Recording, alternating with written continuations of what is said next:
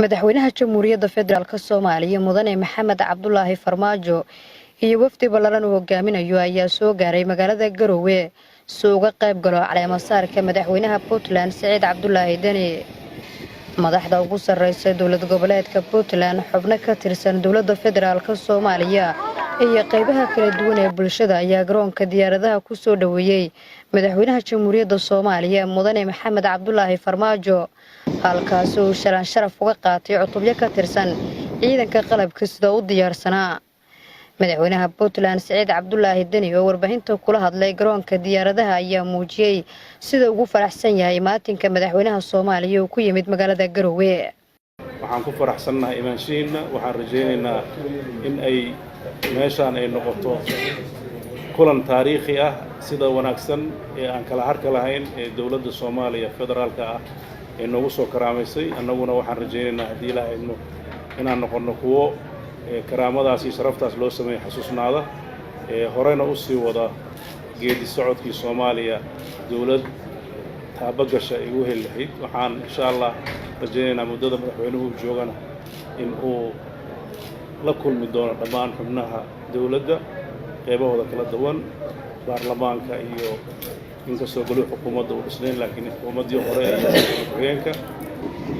madaxweynaha Jamhuuriyadda Federaalka Soomaaliya Mudane Maxamed Cabdullaahi Farmaajo ayaa maamulka iyo shacabka Puntland uga mahad celiyay soo dhaweynta maamuuska sare ee u sameeyeen isagoo xusay inuu halkaan kulamo kula qaadan doono. madaxweyne adiga iyo xubnaha dawladdaada waxaan runtii aad iyo aad uga mahad celinaynaa sida sharafta leh ee waalidnimada leh adiga iyo shacabka reer Puntland sida wanaagsan loo soo dhaweysay aniga wafdigeyga marti sharafta kale oo ila socota runtii waa filaynay soo dhaweynta wanaagsan ee waalidnimada leh waa filaynay xaqiiqatan insha Allah hadii Ilaahay yiraahdo waxaan rajaynaynaa inaan joogno adiga laba casho hadii Ilaahay yiraahdo waan idin wadaagno caleemasaarka iyo halka dabaaldega oo aan la hadalno shacabka reer Puntland khaasatan reer Garowe hadii ay yiraahdo waana ku hambalyeynaa doorashadii sida wanaagsan u dhacday oo transparency ahayd oo adduunka oo dhan laga fiirsanayay murashaxiintii kalena iyaga naftigooda waxaan leeyahay hambalyo yaan leeyahay sida wanaagsan runtii uga qayb galeen doorashada kulligoodna ay u aqbaleen natiijada taas waxay muujinaysaa Puntland inay tahay runtii dawlad dhammaystiran oo muddo soo jirtay waxaan idin rajaynaynaa haddii ay yiraahdo guul hawshan Allah idin fududeeyo annagana federaal ahaan waxaan diyaar u nahay wax alla wixii karaankeena inaan gacan ka geysano oo aan wada shaqeyno si aan dadkeena u horumarino waxa ay naga sugayaan haddii Ilaahay yiraahdo